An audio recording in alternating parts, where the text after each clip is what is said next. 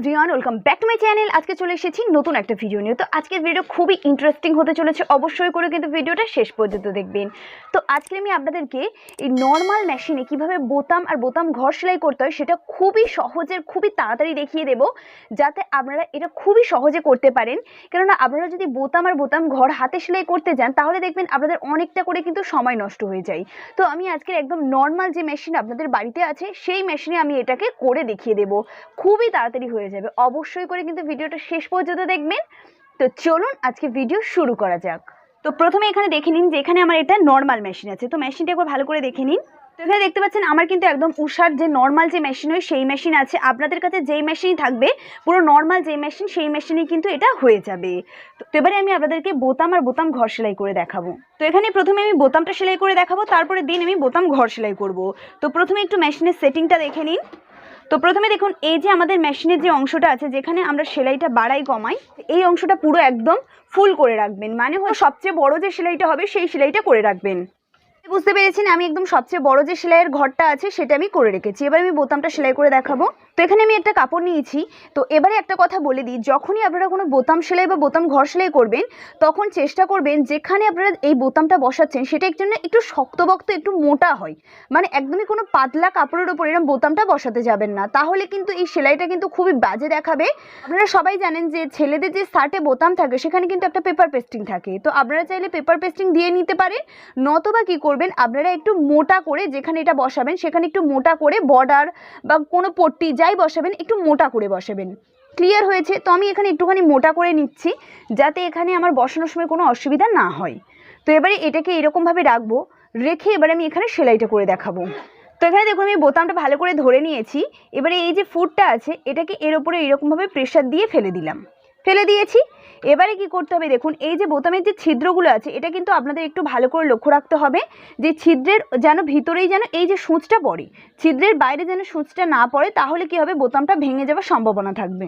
তো এরকমভাবে এক হাতে এরকম বোতামটা ধরে রাখবো। আর এখানে আরেকটা জিনিস বলে দিচ্ছি, যখনই আপনারা সেলাইটা করবেন যে এই যে আমাদের যেটা হচ্ছে এই তোলা ফেলার যে অংশটা আছে এটাকে কিন্তু হালকা হালকা তুলতে হবে, সেলাইটা করতে হবে, হালকা হালকা তুলতে হবে, সেলাইটা করতে হবে। বুঝতে পেরেছেন? তো এবারে এটাকে আমি সেলাই করে দেখাচ্ছি। তো দেখুন প্রথম আপনাদের একটু অসুবিধা হবে, এইরকমভাবে হালকাভাবে ফেলে দেখে নেবেন যে এটা বোতামে পড়ছে না বোতামের যে ছিদ্র আছে সেখানে পড়ছে। তো এখানে দেখুন আমার এখানে কিন্তু বোতামের যে ছিদ্র আছে সেখানে পড়ছে না, এখানে বোতামের উপর পড়ছে।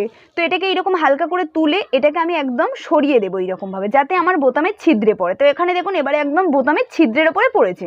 বুঝতে পেরেছেন? তারপরে দেন তুলবো, তুলে যে দ্বিতীয় ছিদ্র আছে সেখানে এরকমভাবে যেন পড়ে। দেখুন আমার দ্বিতীয় ছিদ্র পড়েছে। এবারে কি করব, এবারে কি করতে হবে এই যে অংশটা আছে যেটাকে আমরা এরকম তুলবো, তো এটা হালকা করে তুলে এরকমভাবে বোতামটাকে সরিয়ে নিয়ে আসবো। নিলে দেখুন পিছনের দিকে সেলাইটা চলে গেল, দেখতে পাচ্ছেন? ফের কি করব, সামনের দিকে এইরকমভাবে সেলাই দেবো। প্রথমে আপনারা কি করবেন এক দুবার আস্তে আস্তে এরকমভাবে তোলা ফেলা করে নেবেন। তারপরে দেখবেন যখন দ্বিতীয়বার আপনারা করবেন আপনাদের ভীষণ সুবিধা হবে, খুব তাড়াতাড়ি এটা হয়ে যাবে। তো এটা এরকমভাবে আমি ফেলবো, তুলবো।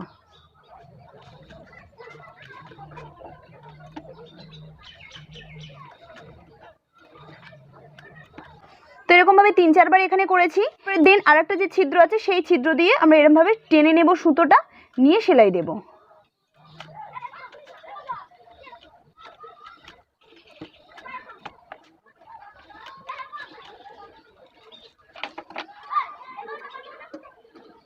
তো এখানে দেখুন আমি সেলাইটা করে নিয়েছি। আর এই সেলাইটা কিন্তু ভীষণ মজবুত হয়। হাতে সেলাই করলে কি হবে অনেক সময় খুলে যাওয়ার সম্ভাবনা থাকবে, কিন্তু এখানে 3-4 বার করে সেলাই দেওয়ার পরে আপনারা চাইলে আরও মোটা করে সেলাই দিতে পারবেন। এখানে সেলাইটা ভীষণ মজবুত হয়। সবসময়ের জন্য মাথায় রাখবেন যখনই এই বোতাম সেলাই করছেন এই যে আমাদের যেটা হচ্ছে তোলা ফেলা যে অংশটা আছে এটাকে কিন্তু আপনাদের বারবার তুলতে হবে, ফেলতে হবে, তুলতে হবে, ফেলতে হবে, তবেই কিন্তু এটাকে সামন পিছন আপনারা করতে পারবেন। ক্লিয়ার? বুঝতে পেরেছেন? এবারে আমি আপনাদেরকে বোতাম ঘরটা করে দেখাবো। তো বোতাম ঘর করার জন্য প্রথমে এইরকমভাবে একটা দাগ দিয়ে নেব। আমি দাগটা দিয়ে নিয়েছি, দাগটা বেশি রাখবেন না, চেষ্টা করবেন এই যে বোতামের যতটা সাইজ আছে তার থেকে একটুখানি বড় রাখার। এটা কিন্তু আপনারা আপনাদের বোতাম সাইজ অনুযায়ী এটাকে করে নেবেন। এবারে এই যে দাগটা আছে এই দাগের গা বরাবর আমি সেলাই দিয়ে যাব। তো সেটা কীভাবে দিচ্ছি একবার দেখে নিন।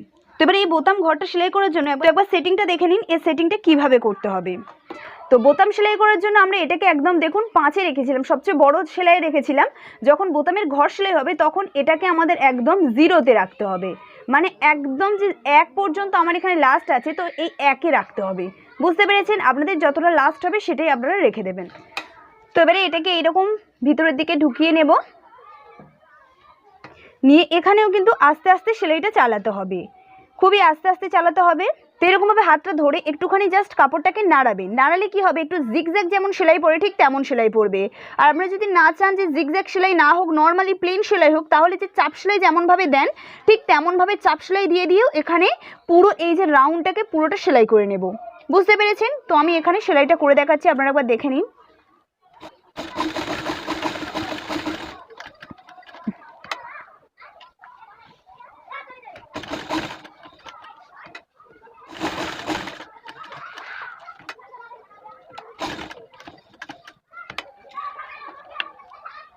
এখানে দেখুন আমি সেলাইটা করে নিয়েছি। এবারে একটা কথা বলি, আমি এই যে সেলাইটা দিচ্ছি না, আমি 1 নম্বরে দিয়ে দেখলাম অতিরিক্ত ছোট হচ্ছিল, তো এই কারণে আমি একটুখানি সেলাইটাকে 2-2.5 ইঞ্চি পর্যন্ত রেখে দিয়েছি, দিতে একটুখানি একটু বড় হয়েছিল। তো যারা চান একদম ছোট ছোট সেলাই দিতে তারা 1 নম্বরে রাখবেন, যারা চান না যে না একটু তাড়াতাড়ি হয়ে যাক আর একটু বড় বড় সেলাই দেখুক, তারা কিন্তু এটা সেলাইয়ের যে দাগ নাম্বারটা ঠিক করবেন সেটা আপনারা একটু বড় রাখবেন, 2-2.5 এইরকম রেখে দেবেন। বুঝতে পেরেছেন? আর এখানে দেখুন আমি একদম যেরকমভাবে চাপ সেলাই করে সেরকমভাবে চাপ সেলাই দিয়ে 3-4 বার করে সেলাই দিয়ে নিয়েছি, যাতে কি হবে এখান থেকে কাটার পরে যদি আমাদের সুতো একটুও কেটে যায় তাহলে কি হবে, এটা কিন্তু আমাদের খুলবে না। তো এটা খুব সহজেও হয়ে যায় আর খুব ফিনিশিং ভালো হয়। তো এখানে আমি আপনাদেরকে দেখানোর জন্য একটু বেশি করে চওড়া করে এখানে রেখেছি, কিন্তু আপনারা যখন এটা সেলাই করবেন একদম কিন্তু গা বরাবর সেলাই করবেন, যাতে একদমই খুবই হালকাভাবে ফাঁক হয়। বুঝতে পেরেছেন? তো এবারে এটাকে আমি আপনাদেরকে কাটিং করে দেখাচ্ছি। তো এটাকে এরকমভাবে ধরে মিডিল থেকে এরকমভাবে কাটিং করে নেব। তো আমি বারবার বলছি আপনাদের দেখানোর জন্য কিন্তু আমি এইখানে মিডিলে এতটা ফাঁকা রেখেছি, যারা কিন্তু করবেন তারা এতটা ফাঁকা রাখবেন না, তাহলে কিন্তু এই যে সুতো এখান থেকে বেরোতে থাকবে। যদি এত চওড়া করে আপনারা কেটে দেন তাহলে কিন্তু এই যে ফাঁকটা অনেকটা বড় হয়ে যাবে। বুঝতে পেরেছেন? তো এইরকমভাবে খুব সহজে আপনারা তৈরি করে নিতে পারবেন। এবারে এটার সাথে আমি এটা এইরকমভাবে আপনাদেরকে দেখাচ্ছি।